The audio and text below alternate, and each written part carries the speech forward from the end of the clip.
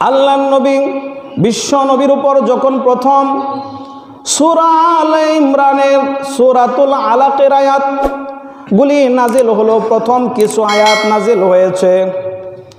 আল্লাহর নবী সাল্লাল্লাহু আলাইহি ওয়াসাল্লামের কাছে যখন জিবরাইল আমিন এসে কোরআনের আয়াত নাজিল করে গেলেন, ইকরা বিসমি রাব্বিকাল্লাযী খালাক খালাকাল ইনসানা মিন আলাক ইকরা ওয়া রাব্বুকাল আকরাম আল্লাযী আল্লামা বিল কলম আল্লামাল ইনসানা মা লাম ইয়ালাম।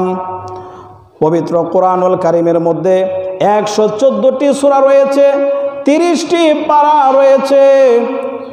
এই 114টি সূরার মধ্যে সর্বপ্রথম সূরা আলাকের এই কয়টি আয়াত নাজিল হয়, সম্পূর্ণ সূরা নাজিল হয় নাই।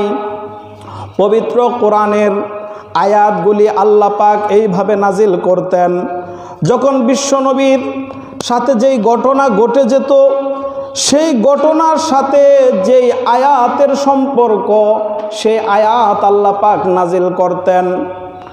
একবার আলহামদুর সূরা, এরপরে সূরাতুল বাকারা, এরপরে সূরাতুল আলে ইমরান, এইভাবে নাজিল হয় নাই। এক এক সময় এক এক আয়াত, এক এক সূরার এক এক আয়াত নাজিল হইতো। যেই সময় যেই প্রেক্ষাপট ছিল, অবস্থা ছিল, সেই অবস্থার যেই বিধান কোরআনের মধ্যে ছিল, সেই বিধান অনুযায়ী আল্লাহ পাক রব্বুল আলামিন আয়াত নাজিল করতেন। সূরা আলাক সম্পূর্ণ নাজিল হয় নাই, শুধুমাত্র মা লাম ইয়ালাম পর্যন্ত আয়াতগুলি নাজিল হয়েছিল। তবে ভাইয়েরা আমার, সর্বপ্রথম পরিপূর্ণ সূরা রূপে যেই সূরা নাজিল হয়েছিল সেটা হচ্ছে আলহামদুর সূরা, সূরাতুল ফাতিহা। যখন বিশ্বনবীর কাছে এই আয়াতগুলি নাজিল হয়, বিশ্বনবী মানুষদেরকে কোরআন তেলাওয়াত করে শোনান, এই আয়াতগুলি শোনান। বিরোধীবাদীরা, বিরোধী দলের লোকেরা বিশ্বনবীকে ঠাট্টা বিদ্রুপ করে, মুহাম্মদ কবি হয়ে গেছে, ছন্দ মিলিয়ে মিলিয়ে কথা বলে, মুহাম্মদ এখন কবি, মুহাম্মদ এখন জাদুবিদ্যা শিখতেছে। বিভিন্নভাবে আল্লাহর নবীর বিরুদ্ধে প্রোপাগান্ডা ছড়ানো শুরু করে দিল। আল্লাহর নবী সাল্লাল্লাহু আলাইহি ওয়াসাল্লাম এই আয়াতগুলি বারবার পড়েন, কারণ কোরআন হচ্ছে এমন কিতাব, এই পৃথিবীতে যত রাইটার আছে, যত লেখক আছে, যত পাঠক আছে, সমস্ত রাইটাররা বলতে পারবে না যে তার পছন্দের একটা বই তার A to Z, line to line একেবারে তার শুরু থেকে শেষ পর্যন্ত আগাগোড়া মুখস্থ আছে। কিন্তু আল্লাহ পাক রব্বুল আলামিন এই কোরআনুল কারীম এত বিশাল একটা কিতাব, যার মধ্যে 6666টি আয়াত, একটা নাবালক বাচ্চা সকালে কি দিয়ে নাস্তা করেছে বললে তরকারির নামগুলি বলে যায়, বলতে পারে না, কিন্তু তার সিনার মধ্যে এত বিশাল বড় গ্রন্থ আল্লাহ পাক ভরে দেন।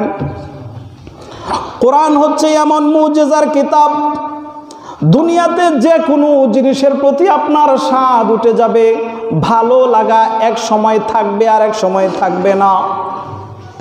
যাই বলেন আপনি, খাবার বলেন, আনন্দ বিনোদন বলেন, একটা সিনেমা একবার দেখলে, দুইবার দেখলে এরপরে দেখতে মন চায় না। একটা গান এক সময় জনপ্রিয় হয়, এরপরে আর থাকে না, এটা আর শুনতে ভালো লাগে না, গাইতেও ভালো লাগে না।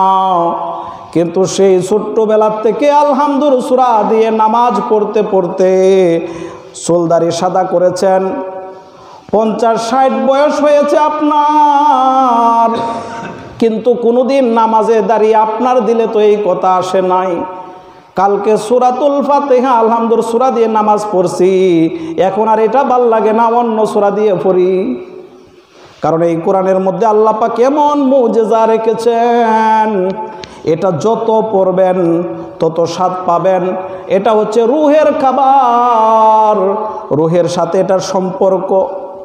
চুম্বকের যেমন লোহার সাথে সম্পর্ক, চুম্বক থাকলে লোহাকে আকর্ষণ করে, আপনাকে লোহা তার কাছে নিয়ে যেতে হবে না, সে লোহাকে অটোমেটিক তার দিকে আকর্ষণ করে। আপনার দিলের সাথে কোরআনের সম্পর্ক, এই কোরআন হচ্ছে আপনার অন্তরের খোরাক।